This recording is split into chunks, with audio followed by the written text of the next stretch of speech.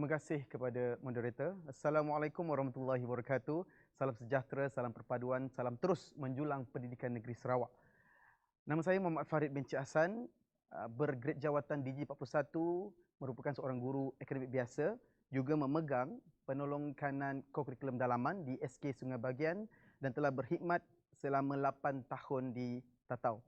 Tuan-tuan dan puan-puan, alhamdulillah pada hari ini saya ingin berkongsi kajian yang telah saya jalankan pada tahun lalu, kajian yang bertajuk Kepelbagaian Elemen Merentas Kurikulum EMK meningkatkan pencapaian dan keseronokan dalam PDPC Bahasa Melayu tahun 5. Baiklah tuan-tuan dan puan-puan, kita soroti dahulu abstrak yang telah pengkaji atau saya sendiri lakukan.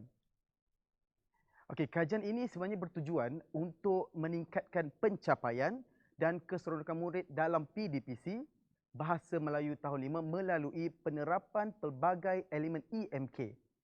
Dan sampel kajian saya sendiri adalah terdiri daripada 13 orang murid tahun 5 dari Sekolah Kebangsaan Kuala Tatau. Dan menurut pengkaji, iaitu saya sendiri, tinjauan awal kemerosotan pencapaian murid dapat dilihat seawal Januari 2019 di mana saya melihat keputusan mereka untuk ujian diagnostik ataupun ujian prestasi 1 dilihat kurang merangsangkan. Dan apabila saya meneliti perkara ini, maka saya dapat melihat bahawa peranan guru yang dikatakan gagal dalam membentuk satu situasi yang menyeronokkan dalam PDP membawa kepada kemerosotan dalam keputusan pencapaian murid. Dan oleh itu saya telah membuat satu tindakan untuk mengkaji dan mengatasi segala aspek yang perlu dilakukan bagi memastikan objektif saya, iaitu objektif saya ada dua. Yang pertama, untuk memastikan pencapaian murid dalam PDP lebih baik dari sebelumnya, dan yang kedua, murid seronok dalam PDPC. Dan kalau lihat di abstrak ini, saya telah menggunakan empat metodologi kajian, iaitu yang pertama saya menggunakan ujian pra, yang kedua saya menggunakan pemerhatian, saya juga turut menggunakan ujian post dan akhir sekali soal selidik. Tuan-tuan dan puan-puan, kita lihat dulu apa itu EMK. EMK adalah satu pendekatan yang telah dijalankan saya rasa semua guru-guru dan pendidik sedia maklum. EMK ialah elemen merentas kurikulum dan dia mempunyai banyak, dia tidak terhad. Tetapi yang saya kongsikan di sini adalah antara 10 EMK yang kita dapat sulusuri ataupun kita dapat kenal pasti. Okey, saya petik antaranya patriotisme, kreativiti, nilai murni, keusahawanan, bahasa, inovasi dan sains dan teknologi. Kalau tuan-tuan dan puan-puan lihat, EMK ini adalah satu platform ataupun satu indikator yang terbaik jika kita menggunakan secara maksimum. Sebagai pendahuluan, menurut Arifin tahun 2003, beliau mengatakan bahawa era globalisasi telah banyak membawa perubahan kepada ekologi pembelajaran pelajar, di mana bukan sahaja pembangunan ekosistem, pembangunan sistem atau naik taraf kehidupan manusia, tidak. Berlaku juga perubahan terhadap pembelajaran murid. Dan juga Nawi Ismail, tokoh guru pada tahun 2019 juga, dalam petikan ucapan beliau mengatakan bahawa kerajaan disyorkan mewujudkan satu kursus khas kepada lebih 400 orang guru untuk mempelbagaikan kaedah PDPC ketika di sekolah. Untuk apa? Untuk kecemerlangan masa pendidikan negara. Dan juga beliau menambah untuk memberi keyakinan kepada guru dan menambah kecekapan mereka. Kursus PDPC ini patut diperkenalkan buat mereka kerana tidak cukup sekadar mereka belajar di mana-mana universiti atau pusat pengajian. Jadi kita boleh lihat di sini betapa pentingnya adanya elemen-elemen tambahan dalam memastikan keberkesanan PDP itu sendiri. Kita melihat latar belakang kajian. Okey, mata pelajaran Bahasa Melayu merupakan mata pelajaran teras bagi murid-murid sekolah rendah seluruh negara. Dan format pentaksiran bagi mata pelajaran ini saban tahun akan mengalami perubahan. Sama ada kita lihat dari segi UPSR yang kini digugurkan ataupun tidak. Kita melihat dari segi SPM juga berlakunya perubahan-perubahan format. Dan yang kedua, latar belakang kajian saya ialah penerapan EMK dalam PDPC dilihat mampu untuk membantu guru serta murid dalam usaha memaksimumkan pencapaian ataupun keputusan mereka, seterusnya mendorong kecemerlangan sekolah secara umumnya. Dua, yang pertama pada guru, Yang kedua, pada murid itu sendiri. Masalah kajian. Seperti saya dah maklumkan daripada abstrak saya, 38.5% gagal menguasai PDPC. Gagal dalam term pengkaji ialah murid-murid yang mendapat grade E dan hanya 15% mendapat grade A. 15% saya buat kiraan merangkumi 2 ke 3 orang murid sahaja daripada 13 orang murid tahun 5. Dan ini menjadi satu masalah bagi saya kerana pada tahun lalu mereka adalah murid-murid yang bakal menduduki UPSR pada tahun ini. Jadi isu dan masalah kajian yang saya jumpa ada dua. Yang pertama, isu murid sendiri. Yang kedua, isu guru. Apa isu murid? Di mana saya melihat bagaimana murid bosan, agak kasar di situ tapi itulah hakikatnya, agak bosan dan membuatkan murid hilang tumpuan dalam PDP. Mengapa itu berlaku? Kerana kita kaitkan pula kepada isu guru, di mana guru menggunakan kaedah bersifat tradisional. Saya tidak mengecam perkara ataupun kaedah-kaedah tradisional kerana saya sendiri dibesarkan ataupun diberikan pendidikan menggunakan kaedah tradisional. Tetapi mungkin ada penambahbaikan yang perlu dilakukan oleh pendidik. Dan dilihat guru juga, beberapa orang guru sambal lewa dan tiada inisiatif untuk membangunkan teknik atau kemahiran PDPC itu sendiri. Kita lupakan dahulu tentang masalah kajian, kita teruskan, kita sorot sama-sama tuan-tuan dan puan-puan untuk melihat apakah objektif kajian saya pada hari ini. Objektif saya ada dua. Yang pertama, saya ingin menarik minat murid-murid saya, responden saya terhadap PDPC yang saya atau guru lakukan. Melalui apa? Melalui penerapan IMK yang pelbagai. Kata kunci di sini ialah penerapan IMK yang pelbagai. Dan yang kedua, saya menginginkan dan saya bermatlamat, pengkaji menginginkan wujudnya peningkatan dalam keputusan dan pencapaian murid dalam ujian prestasi 2 berbanding ujian prestasi 1. Ataupun secara ringkasnya saya katakan di sini, sekiranya ada peningkatan, maka objektif saya tercapai walaupun hanya 0.1%. Kumpulan sasaran saya, seperti saya nyatakan di abstrak, ialah 13 orang murid tahun 5 di SK Kuala Tatau. Dan kaedah serta metodologi kajian saya menggunakan 4 kaedah. Yang pertama, pemerhatian. Pemerhatian yang dijalankan secara tidak langsung semasa PDPC berjalan. Yang kedua, saya melakukan ujian pra. Ujian pra diadakan atau dijalankan sebelum penerapan elemen IMK diterapkan dalam PDPC.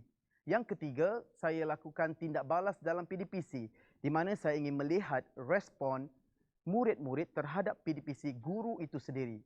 Sebagai contoh, sekiranya guru mengutarakan, adakah anda faham tentang soalan ataupun jawapan kepada ini sekian-sekian-sekian? Sekiranya mereka ada respon, ya, tidak, tahu, bagaimana, itu sudah dikira sebagai tindak balas. Dan akhir sekali, soal selidik. Soal selidik saya kongsikan kepada murid-murid saya selepas habis PDPC. Selepas saya melakukan kajian dan selepas saya melakukan penerapan elemen IMK sebentar tadi, maka tuan-tuan dan puan-puan boleh melihat dapatan kajian apabila pengkaji menerapkan elemen IMK yang pelbagai dalam PDPC berbanding tidak menerapkan sebarang elemen PDPC, elemen IMK.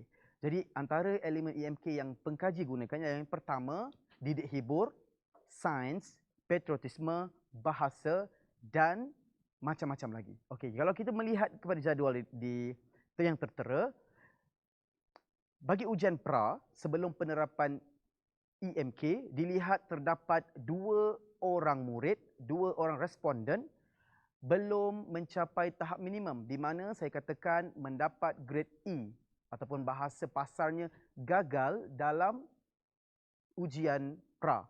Dan apabila berlakunya penerapan elemen IMK, maka PDPC bertambah menarik, murid menunjukkan fokus, maka pada ujian post yang pengkaji lakukan, tidak ada murid yang belum mencapai tahap minimum.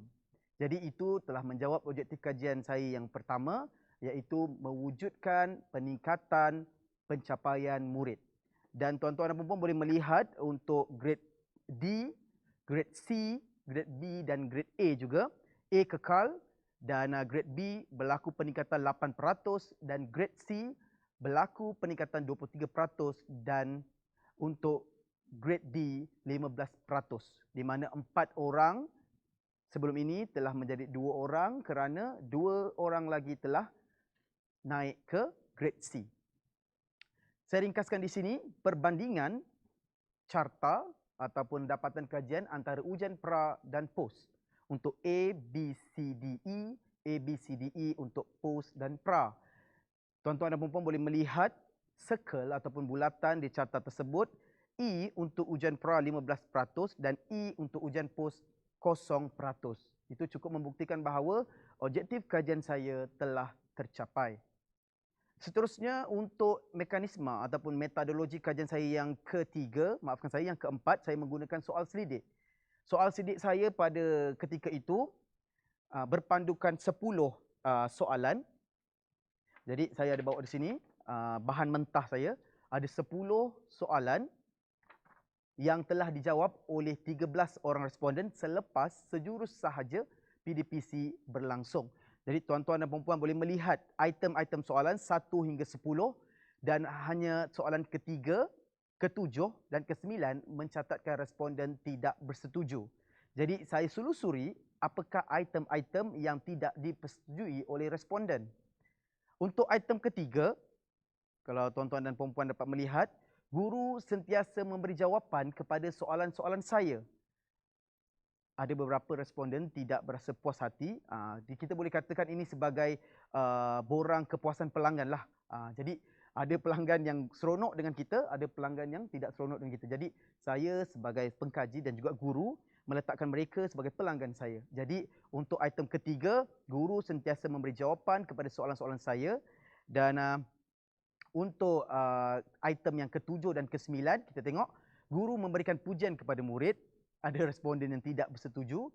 Dan untuk item yang ke-9, isi kandungan dalam sesuatu topik berdasarkan pelbagai sumber dan bahan rujukan. Kalau tuan-tuan dan puan-puan boleh lihat sini, hanya 23%, 8% dan 15% sahaja yang tidak bersetuju. Seterusnya, selepas selesai kajian yang saya jalankan, maka di sini saya boleh simpulkan apakah yang berlaku, apakah kesannya terhadap PDPC itu sendiri. Yang pertama, penerapan pelbagai elemen EMK oleh guru, terutamanya elemen didik hibur, sains dan teknologi, patriotisme, kreativiti sangat memberi kesan kepada pencapaian murid. Saya boleh bercakap atas kapasiti saya sebagai pendidik juga, di mana apabila kita waktu sekolah dulu, kita inginkan guru-guru kita lebih bercerita, kita lebih suka bernyanyi, kita lebih suka bermain. Tetapi tidaklah kita lari daripada tujuan asal kita untuk menerima ataupun menimba ilmu yang sebenarnya. Jadi pendidik harus peka tentang perkara ini. Tidak sekadar kita menggunakan kaedah tradisional, bagi kata orang putih, kita guna chalk and talk. Bukan tidak boleh, tetapi kita boleh improvise atau penambahbaikan. Yang kedua, kesimpulan kajian saya ialah wujudnya tumpuan dan interaksi yang berkesan antara murid dan guru sepanjang PDPC, di mana situasi ini tidak berlaku sebelum penerapan EMK ini berlaku. Saya tidak dapat nak buktikan melalui apa-apa medium, tetapi saya sendiri selaku guru mereka, saya telah buat eksperimen sendiri di mana sebelum penerapan EMK dijalankan, murid-murid kurang memberikan respon. Dan apabila penerapan EMK dijalankan seperti adanya didik hibur, adanya penggunaan bahasa, laras bahasa yang menarik, nyanyian dan sebagainya, responden ataupun respon anak murid pengkaji begitu aktif dan baik. Dan akhir sekali, pengaplikasian sesi PDPC yang bersifat tradisional dilihat menghadkan perkembangan murid dari segi penglibatan respon, tumpuan dan tuntasnya memberi kesan kepada keputusan pencapaian murid itu sendiri. Kita melihat begini, saya bagi satu analogi mudah. Di mana sekiranya kita sedang mengajar, input penting kita ajarkan melalui kaedah biasa, murid akan berangan, murid akan terpesong fikirannya dan keluar soalan yang sama dalam ujian, adakah mereka mampu menjawab? Tidak. Kecuali mereka tembak pun tak semuanya mengenalah. Okey. Yang seterusnya, refleksi kepada guru itu sendiri. Yang pertama, saya melihat guru itu, pendidik itu haruslah mempunyai persediaan yang rapi. Saya teringat pesan guru besar saya, persediaan RPH adalah yang paling penting sebagai seorang guru. Di mana kita perlu merancang apa yang perlu kita sampaikan. Jadi itu yang pertama. Yang kedua, guru haruslah menguasai teknik dan kemahiran pelbagai. Bukan hanya mengajar menggunakan papan tulis, marker pen, kapur mungkin, tetapi kita cuba kuasai teknik dan kemahiran pelbagai. Ya, saya tahu dalam keadaan certain ataupun setengah situasi agak terhad, tetapi sekurang-kurangnya kita ada usaha dan insya-Allah Tuhan mudahkan. Dan yang seterusnya, seorang guru haruslah mempunyai satu sifat atau sikap yang bertindak lebih pantas dan efisien dalam apa hal. Kerana apa? Dalam zaman modernisasi kini, sekiranya anak murid kita selangkah ke depan, kita perlu berlangkah-langkah ke depan. Ada satu tokoh ilmuwan Islam pernah pesan bahawa sekiranya kita ingin mendidik anak generasi kini, didiklah dengan cara yang terkini. Bukan kita nak didik anak murid sekarang menggunakan metod ataupun kaedah yang ke belakang. Dan seterusnya saya rasa paling penting untuk diri pengkaji dan semua pendidik juga ialah kita seharusnya menjiwai watak sebagai seorang pendidik yang boleh bertindak sebagai suri teladan dan boleh bertindak sebagai mentor dan coaches. Saya kongsikan di sini, okey, sumbangan kajian. Selesai sudah perkongsian kajian saya pada tahun lalu dan saya ingin kongsikan kepada tuan-tuan dan puan-puan apakah sumbangan kajian yang saya telah lakukan pada tahun lalu. Dan alhamdulillah pada tahun lalu saya adalah salah seorang calon guru yang dibimbing oleh Cikgu Tien Kian Niam, guru cemerlang dan juga pegawai SSC Plus PPD Tatau sebelum ini. Dan dalam masa setahun, tidak sampai 2 tahun, saya telah diiktiraf sebagai amalan PDPC terbaik dan boleh dicontohi di bawah bimbingan beliau. Dan juga kajian saya juga telah mendapat pengiktirafan daripada Tuan Pegawai PPD Daerah Tatau dan Sebau, Encik Samri bin Suhaili dalam Majlis Apresiasi SSC Plus pada 24 Mei 2019. Dan antara kejayaan terbesar bagi seorang pengkaji muda seperti saya yang baru mentah ialah di mana kajian ini juga telah dikongsikan dan mendapat perhatian dan pujian daripada Tuan Pengarah Pendidikan Negeri Sarawak dalam Majlis Sambutan Hari Guru ke-49 Peringkat Negeri Sarawak yang berlangsung pada 2 Julai 2020. Jadi sama-sama tuan-tuan dan puan-puan saksikan.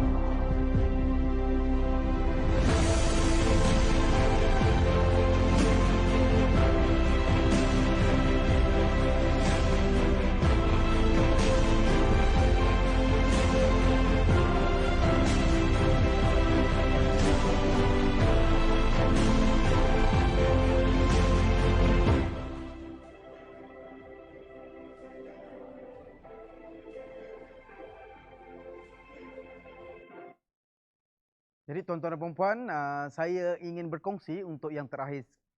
Sebelum yang terakhir, apakah cadangan untuk kita meneruskan kajian? Yang pertama, kajian-kajian yang lebih mendalam terhadap penerapan elemen EMK ini perlu diteruskan. Kerana kita perlu sama-sama bangunkan inovasi-inovasi dan penemuan baru yang lebih berimpak tinggi ke arah kecemerlangan pendidikan anak-anak murid. Kerana apa? Anak-anak murid adalah tonggak kepada kemajuan dan kegemilangan sebuah negara. Dan juga melalui kajian-kajian rintis seperti ini juga diharapkan membantu guru dan golongan pendidik dalam merancang dan merencanakan dunia pendidikan negara Malaysia ke arah lebih mantap dan seiring dengan kemajuan pendidikan negara-negara luar. Di samping itu juga kita tidak mahu melahirkan sebuah generasi yang bukan sahaja bijak akademiknya tetapi lompang akhlaknya. Dan ini adalah antara rujukan saya dan itu sahaja daripada saya. Teruskan membuat kajian-kajian ke arah kecemerlangan akademik Malaysia khususnya dan kita sendiri. Sekian, Assalamualaikum warahmatullahi wabarakatuh. Saya serah kembali kepada moderator.